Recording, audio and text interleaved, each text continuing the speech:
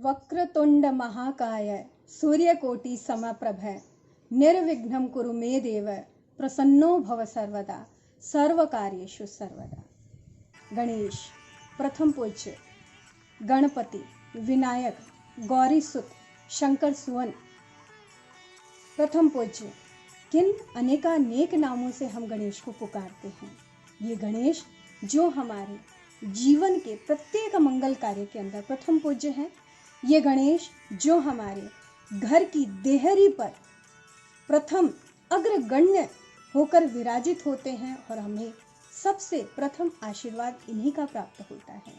हमारी कथाओं में गणेश विनायक की कथा, विनायक की कथा सर्वप्रथम सुनाई जाती है और जिनके बिना न कोई व्रत पूर्ण होता है, न कोई उपवास पूर्ण होता है, न कोई कथा पूर्ण होती है, न कोई मांगलिक कार्य पूर्ण होता है। गणेश इतने सरल कि मिट्टी के ढेले को अगर आपने तिलक लगाया, मोली बांधी, तो वो गणेश के प्रतिरूप में पूजनीय हो जाता है। अगर आपने एक सुपारी ली और उस तंदुल को आपने मोली बांधी तो वो भी गणेश के रूप में पूज्य हो जाता है। आपने स्वस्तिक बनाया तो वो स्वस्तिक भी गणेश के रूप में प्रथम पूज्य हो जाता है। ऐसे हमारे सरल गणेश जो हमारी हिंदू संस्कृति को, भारतीय संस्कृति को चारों ओर से एक बहुत ही सुंदर आशीर्वाद, एक सुंदर विचार प्रदान करते हैं। कौन सा विचार? कभी विचार कीजिए कि सभी देवी देवताओं के हमने जो काया कलेवर विनिर्मित किए हैं अपनी कल्पनाओं से, वो कैसे हैं? बड़े सरल। सबका मुखमंडल हम मानवों के समान हैं, हाथ पैर वो भी हमारी ही तरह हैं, वस्त्राभूषण अलंकार वो भी हमारी ही तरह हैं। लेकिन गणेश का मुख इतना विलक्षण क्यों? गजानन क्यों? ये गजानन जो मोटे पेट को, बड़े कानों को, छोटी आंखों को और एक लंबी सूंड को धारण करते हैं, इतने मांगलिक, ये हमें क्या विचार देते हैं? अगर हम बड़ी बारीकी से इस विषय पर विचार करें तो देखिए, गणेश एक विशाल काया और उस विशाल काया को लाने ले जाने वाला वाहन एक छोटा सा मूषक। तो यहाँ गणेश हमें दिखाते हैं, गणेश हमें बताते हैं, छोटा हुआ तो क्या हुआ, सहयोगी अगर हमारा है और उसका सहयोग हम अपनी बुद्धि से कर पाते हैं तो हम प्रत्येक कार्य में सफल होते हैं।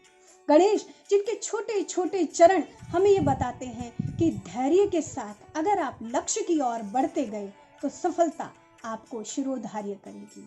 इसी प्रकार से गणेश जिनकी चार भुजाएं, ये चारों भुजाएं हमें बताती है आप चतुर्दिक अपना उल्लास बिखेरिए, आप चतुर्दिक अपनी मेहनत कीजिए और उस मेहनत का फल आपको मिलेगा और आपका सर्वांगीण विकास होना आवश्यक है। इसी तरह से गणेश का बड़ा उदर, ये क्या बताता है हमें? बड़े उदर में भोजन नहीं है, बड़े उदर में आमाशय बड़ा नहीं है, बल्कि बड़े उदर का तात्पर्य है गणेश एक विशाल उदर जिसके अंदर किसी की बुराई, किसी की निंदा, किसी की प्रशंसा सब कुछ पचा लेते हैं और हमें भी यही संदेश देते हैं कि जो कानों से सुना है उसको पेट में पचाइए और अच्छा है तो अपने छोटे से मुख से उसे बाहर निकालिए, अन्यथा उसे पचाते चले जाइए, उसे उगलिए मत। इसी प्रकार से गणेश का आनंद देखिए। गणेश के आनंद में हमें उनके बड़े बड़े कान दिखाई देते हैं। बड़े कान क्यों?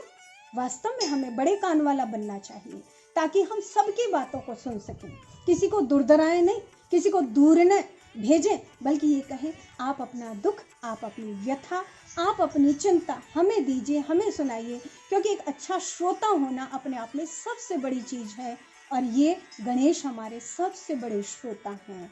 उन बातों को लेते हैं, उन बातों को सुनते हैं और अपने उदर में पचा लेते हैं।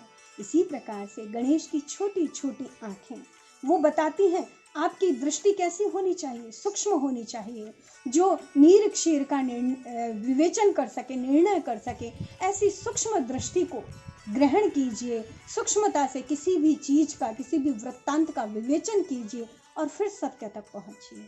गणेश की लंबी सूंड जो हमें बुद्धित्व की बारे में जानकारी प्रदान करती है और ये बताती है कि आप कैसे हो, ये सबके सामने आप प्रकट तो कीजिए, लेकिन फिर भी काफी कुछ बचा लीजिए। जैसे कि हाथी के मुख में सूंड तो दिखाई देती है और लगता है कि शायद वो सूंड से ही खाता है, लेकिन उस सूंड के पीछे एक छोटा सा मुख है जिसके दांत कभी दिखाई नहीं देते हैं। वो दांत हमें बताते हैं, वो मुख हमें बताता है कि सब कुछ आपके सामने है। अपना सब कुछ जो अच्छा है वो सबके सामने रखिए, लेकिन अपनी कमियों को सुधारते जाइए, उन्हें परिपोषित कीजिए इस तरीके से कि वो कमियां न रह जाएं, श्रेष्ठताओं में परिवर्तित हो जाएं।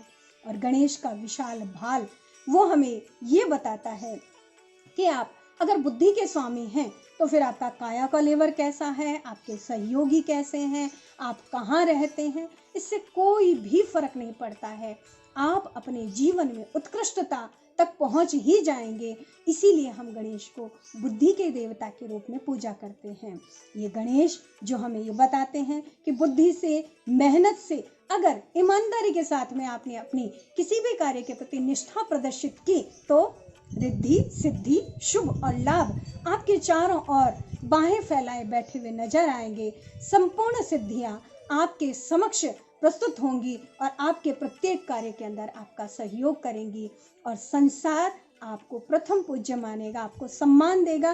लेकिन उससे पूर्व आवश्यक है कि हम इन सम्माननीय गुणों को अपने जीवन में उतारते चले जाएं। ऐसे प्रिय हमारे गणेश जो मोदक से प्रसन्न होते हैं।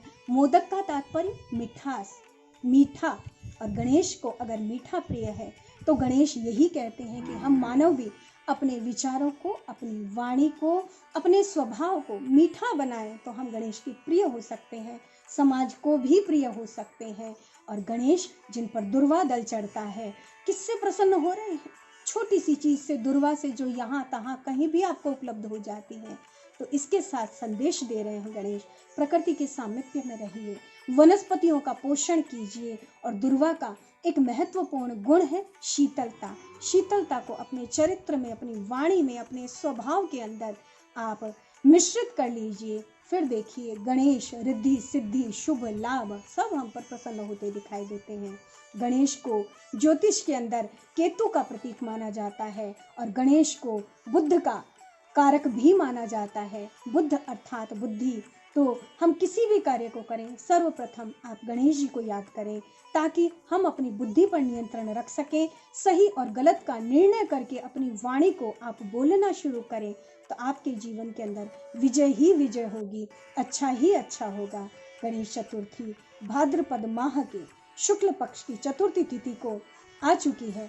आइए इस गणेश चतुर्थी के दिन हम गणेश जी का पूजन भी करते हैं और पूरे काया कलेवर के साथ में गणेश जी को अपने जीवन में, अपने बुद्धि में उतारने का प्रयास करते हैं।